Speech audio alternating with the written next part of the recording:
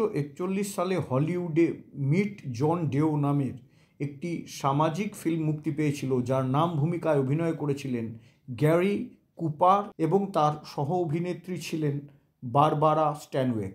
এই সিনেমার কাহিনী থেকে প্রেরণা নিয়েই 1956 সালে বলিউডে তৈরি হয় ফান্টুস সিনেমাটি। ফিল্ম ফান্টুসের ক্লাইম্যাক্সে দেবানন্দের সুইসাইড অ্যাটেম্প করা দৃশ্যটি হুবহু মিট জন ডেও ফিল্মের ক্লাইম্যাক্সের কপি ছিল। এর অনেক বছর পরে দেবানন্দের বড় ভাই বিজয় আনন্দ ওরফে গোল্ডি সাহেব মিট জন ডেওয়ের কাহিনীর ওপরে ভিত্তি করে নতুন আঙ্গিকে আরেকটি ফিল্ম নির্মাণের পরিকল্পনা করেন। গোল্ডি সাহেব এই মুভিটি নির্মাণের কথা ভেবেছিলেন তার নির্দেশিত সুপারহিট ফিল্ম রাজপুতের ঠিক পরেই, এবং রাজপুত ফিল্মের প্রডিউসার দ্বয় মুশির এবং রিয়াজের এই ফিল্মটি প্রযোজনা করার কথা ছিল। কিন্তু শেষ পর্যন্ত বিজয় আনন্দ তার এই পরিকল্পনাকে বাস্তবায়িত করতে পারেননি। রাজনীতি থেকে সন্ন্যাস নিয়ে আবার ফিল্ম জগতে ফিরে আসার পরে 80-র দশকের শেষের দিকে অমিতাভ বচ্চনের ফিল্মি ক্যারিয়ার খুবই টালমাল অবস্থায় ছিল। উনি ফিল্ম লাইনে নিজের দ্বিতীয় ইনিংসকে রক্ষা করার জন্য সংগ্রাম করছিলেন। সেই সময় অমিতাভ তার বন্ধু এবং বিখ্যাত চিত্রনাট্যকার জাভেদ আখতার সাহেবকে তার জন্য মেইনস্ট্রিম সিনেমার ঘরানার বাইরে বেরিয়ে একটি অন্য ধারার ফিল্ম নির্মাণের অনুরোধ জানিয়েছিলেন। এরপরে জাভেদ আখতার বেছে নিয়েছিলেন ফিল্ম মিট জন ডোয়ের কাহিনীটিকেই। এই গল্পটির কাহিনীকেই ভারতীয় পরিবেশ পরিস্থিতির ছাঁচে ফেলে সিনেমার চিত্রনাট্য লিখে ফেলেছিলেন বিখ্যাত গীতিকার এবং চিত্রনাট্যকার জাভেদ আখতার।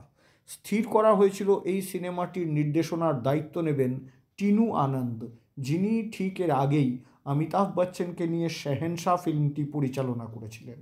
এরপরে টিনু আনন্দ এবং অমিতাভ বচ্চনের আরেকটি নির্মীয়মান প্রজেক্ট আলি শান পরিত্যক্ত বা শেলফড হয়ে যায়। আলি শান ফিল্মটির প্রযোজনা করছিলেন হাবিব নদিয়াদওয়ালা। সেই সময়ে হাবিব সাহেব অমিতাভ বচ্চনকে নিয়ে লাডলা বলে আরেকটি ফিল্মের নির্মাণও করছিলেন, যার নির্দেশনা দিচ্ছিলেন শোলে ছবির নির্দেশক রমেশ সিপ্পি। কিন্তু লাডলার কাজও মাঝপথেই থমকে যায় এবং এই ফিল্মটিও পরিত্যক্ত হয়ে যায়। এরপরে হাবিব নদিয়াদওয়ালা টিনু আনন্দ পরিচালিত ফিল্মটিকেই প্রযোজনা করবার দায়িত্ব নেন। সিনেমাটির টাইটেল স্থির করা হয়েছিল সচ। সচ শব্দটির অর্থ সত্য। সেই সময়ে এই নামটির রাইট বা অধিকার সত্ত্ব নিয়ে রেখেছিলেন বিনোদ পান্ডে নামের অন্য একজন ফিল্ম নির্মাতা। বিনোদ পান্ডে টিনু আনন্দকে এই টাইটেলটির সত্ত্ব হস্তান্তরিত করতে রাজি হননি। এরপরে 1987 সালে টিনু আনন্দ মেরা ইনসাফ নাম দিয়ে এই সিনেমাটির কাজ শুরু করেছিলেন, কিন্তু শেষ পর্যন্ত মেরা ইনসাফ টাইটেলটিকেও কিছু কারণবশত বদলে দিতে হয় এবং সিনেমাটির নতুন নাম স্থির হয় সত্যম।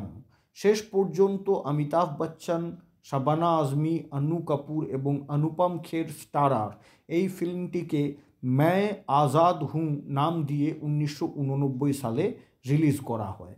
ফিল্ম मैं आज़ाद हूँ ফিল্ম সমালোচকদের দ্বারা উচ্চ প্রশংসিত হয়েছিল, কিন্তু বাণিজ্যিকভাবে এই ফিল্মটি আশানুরূপ ফল করতে পারেনি।